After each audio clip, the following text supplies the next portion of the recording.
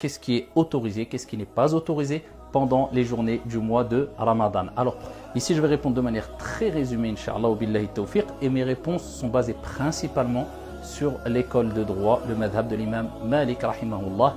On traite le premier sujet. Concernant le dentifrice, ce n'est pas illicite d'utiliser du dentifrice pendant les heures de jeûne du Ramadan, pendant les journées du mois du Ramadan. Par contre, cela reste déconseillé par crainte d'avaler une substance et que cette substance parvienne à la gorge puis à l'estomac. Donc si vous êtes amené à le faire, je dis bien pendant la journée du jeûne du Ramadan, donc utilisez un minimum de dentifrice afin d'éviter de l'avaler, et le fait de délaisser cela est préférable. Concernant les personnes qui sont malades, donc ou une personne tout simplement qui craint pour sa santé de manière claire s'il est amené à jeûner. Donc à ce moment-là, il ne jeûne pas, il est considéré comme une personne malade et il devra rattraper sa journée de jeûne quand il en aura les capacités après le mois du Ramadan, Inch'Allah. Concernant les personnes qui ont une maladie chronique, donc une maladie qui va les suivre quelque part à vie. À ce moment-là, ces personnes-là, ils ne sont bien sûr ni tenus de jeûner le mois du Ramadan, mais aussi ils n'ont pas à rattraper ces journées de jeûne non jeûnées. Mais par contre, il est préférable, pas obligatoire pour eux, de nourrir un pauvre pour chaque jour non jeûné.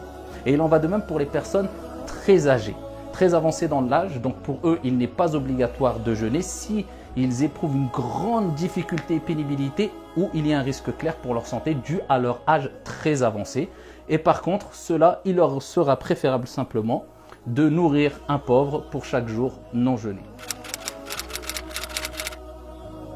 Concernant les vomissements, si la personne vomit de manière involontaire, à ce moment-là, cela n'annule pas du tout son jeûne. Par contre, même si elle a vomi de manière involontaire, mais elle a été amenée à ravaler, akramakumullah, une partie de son vomi, eh bien, cette journée de jeûne devra quand même être rattrapée. Par contre, si la personne vomit volontairement, cela bien sûr annule la journée de jeûne.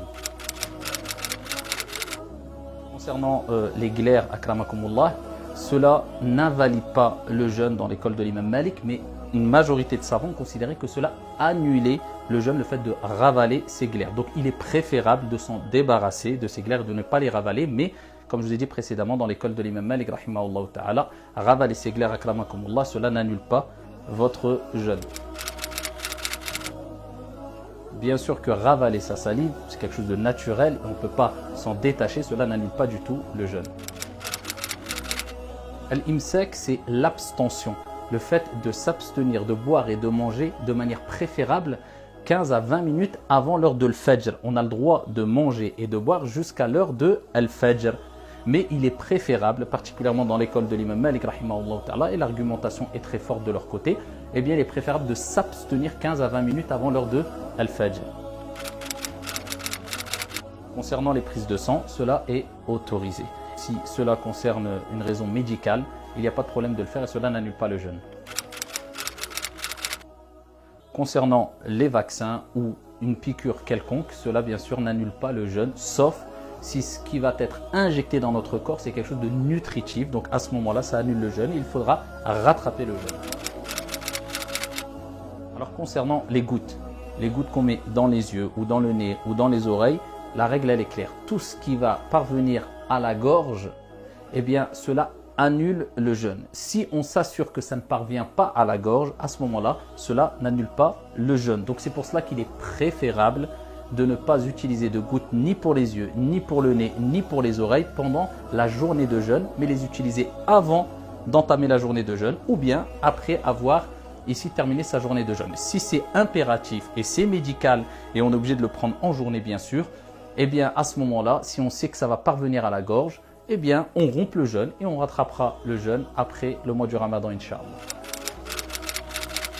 Alors concernant les rapports intimes avec son épouse, l'épouse avec son époux pendant la journée du jeûne du mois de Ramadan. Alors je ne parle pas en dehors des heures de jeûne du Ramadan pendant le mois du Ramadan, ce qui est totalement licite. Je parle pendant les heures de jeûne du Ramadan, à l'unanimité des savants, cela est strictement interdit. Et celui qui a eu un rapport avec son épouse pendant la journée du mois du Ramadan, ou une des journées du mois du Ramadan, eh bien il doit non seulement rattraper cette journée-là, mais en plus de cela une expiation. Dans l'école de l'imam Malik, il préfère que ça soit le fait de nourrir 60 pauvres.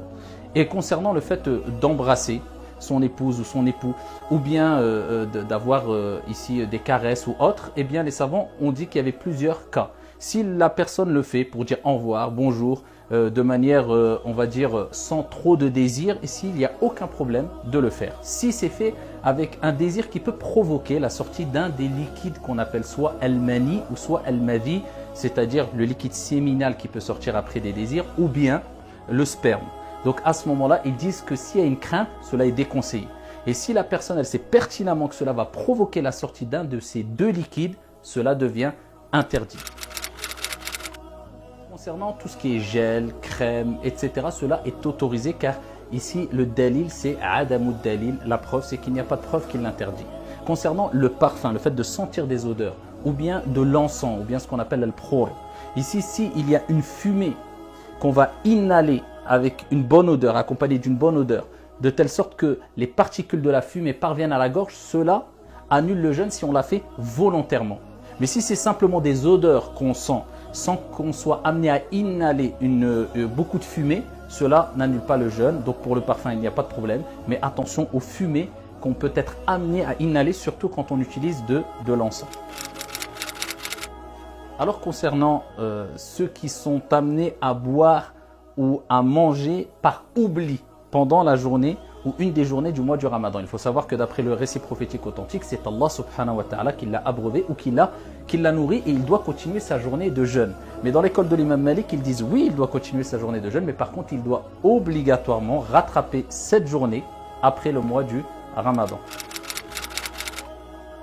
Alors concernant la femme qui est enceinte ou la femme qui allait, si elle doit rompre le jeûne, dans les 4 écoles juridiques, ils disent qu'elle doit rattraper obligatoirement cette journée de jeûne non jeûnée après le Ramadan quand on aura les capacités. Par contre, concernant la femme enceinte, dans l'école de l'imam Malik, elle est considérée comme quelqu'un de malade. Si bien sûr, il y a un risque clair pour sa santé ou la santé du bébé si elle est amenée à jeûner. Et donc à ce moment-là, elle est considérée comme quelqu'un de malade. Elle ne jeûne pas et elle rattrapera sa journée de jeûne après le mois du Ramadan. Mais si elle a les capacités physiques de jeûner, elle doit jeûner bien sûr. Concernant la femme qui allaite, et qui, après prescription d'un médecin ou recommandation d'un médecin, doit arrêter son jeûne car il y a un risque clair pour elle ou pour l'enfant, eh bien à ce moment-là, elle doit rompre son jeûne et elle devra rattraper sa journée de jeûne après le mois du Ramadan, Inch'Allah Ta'ala, quand elle en aura les capacités. Mais en plus de cela, eh bien, elle doit nourrir un pauvre pour chaque jour non jeûné. Médire, se disputer, apporter de faux témoignages pendant la journée du jeûne du Ramadan, même en dehors du Ramadan, cela est interdit, fait partie des grands péchés. Par contre, ici, pendant le mois du Ramadan, c'est encore plus grave. Est-ce que ça annule le jeûne? Non, ça n'annule pas le jeûne. Mais ce qu'on peut dire, c'est que la récompense est diminuée, voire quasi inexistante, si on est amené à mentir, se disputer ou commettre des graves péchés pendant la journée du jeûne. Alors la personne qui ne prie pas en dehors ou pendant le Ramadan a fait et a commis un péché qui fait partie des plus grands et graves péchés en islam. Par contre, chez la majorité des jurisconsultes et des savants musulmans, cela n'annule pas son jeûne du mois du Ramadan. Il doit se repentir et profiter de ce mois du Ramadan pour revenir vers Allah subhanahu wa ta'ala, mais son jeûne, incha'Allah, reste valide.